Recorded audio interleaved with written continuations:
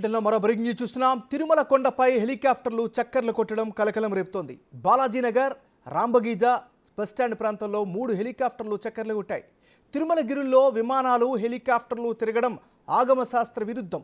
అయినా అప్పుడప్పుడు కొండపై విమానాలు, హెలికాప్టర్లు తిరగడం పరిపాటిగా మారింది. మళ్ళీ ఇటువంటి జరగకుండా చూడాలని భక్తులు డిమాండ్ చేస్తున్నారు. అయితే కేంద్ర విమానయాన సంస్థ మాత్రం తిరుమల ప్రాంతాన్ని నో ఫ్లయింగ్ జోన్గా ప్రకటించడం కుదరదని తేల్చేసింది.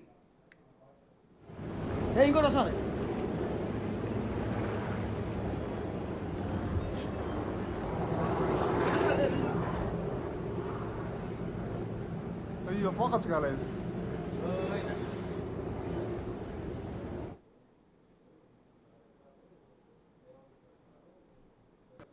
నో ఫ్లయింగ్ జోన్కు సంబంధించి గతంలో నేను చైర్మన్గా ఉన్నప్పుడు కూడా సెంట్రల్ గవర్నమెంట్కు రిప్రజెంటేషన్స్ ఇవ్వటం జరిగింది. ఆ తర్వాత కూడా ఇచ్చినట్టు గుర్తు. కానీ కేంద్ర ప్రభుత్వం నుంచి పౌర విమానయాన మంత్రిత్వ శాఖ అలా కుదరదు అన్నటువంటి ప్రకటన కూడా వాళ్ళు చేయటం జరిగింది.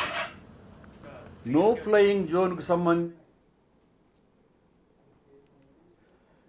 తిరుమల కొండపై హెలికాప్టర్లు చక్కర్లు కొట్టడం కలకలం రేపుతోంది. దీనికి సంబంధించి మరింత తాజా సమాచారాన్ని మా రిపోర్టర్ దామోదర్ అందిస్తారు. దామోదర్, చెప్పండి, మీ దగ్గర ఉన్న అప్డేట్స్ ఏంటి?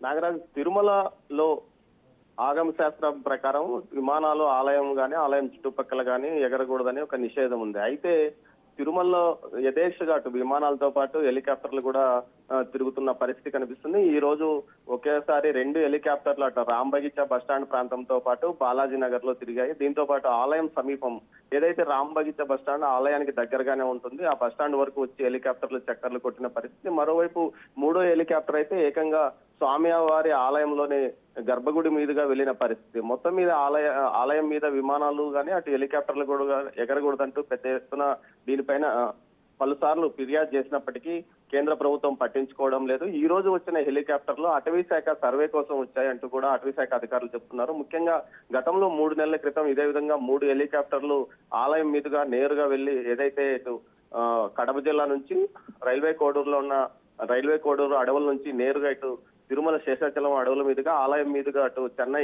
ఎయిర్పోర్ట్ వరకు వెళ్లిన పరిస్థితి. తాజాగా ఈ హెలికాప్టర్లు అయితే 3-4 సార్లు ఆలయం చుట్టూ, అదేవిధంగా బాలాజీ నగర్, రాంబగీచా బస్టాండ్ తో పాటు అరణ్యంలో చక్కర్లు కొట్టిన పరిస్థితి కనిపిస్తుంది. దీంతో ఈ విషయాన్ని గురించి టీటీడీ చైర్మన్ మీడియా ప్రశ్నించగా ఆ నో ఫ్లయింగ్ జోన్ గా ప్రకటించమని పలుమార్లు కేంద్రానికి విజ్ఞప్తి చేసినప్పటికీ కేంద్రం ఈ విషయంలో ప్రకటించే పరిస్థితి లేదని కూడా తెలియజెప్పినట్లు చెప్పారు. మొత్తం మీద అయితే ఇటు ఏదైతే తిరుపతికి సమీపంలో రేణిగుంట ఎయిర్పోర్ట్ సమీపంలో ఉన్నందువల్ల ల్యాండింగ్ కు ఇబ్బంది అవుతుంది కాబట్టి ఖచ్చితంగా ఇటు తిరుమలను నో ఫ్లయింగ్ జోన్ గా ప్రకటించే అవకాశం లేదని కూడా దామోదర్, మరి స్థానికులు కానీ లేకపోతే భక్తులు కానీ వాళ్ళు ఏమంటున్నారు?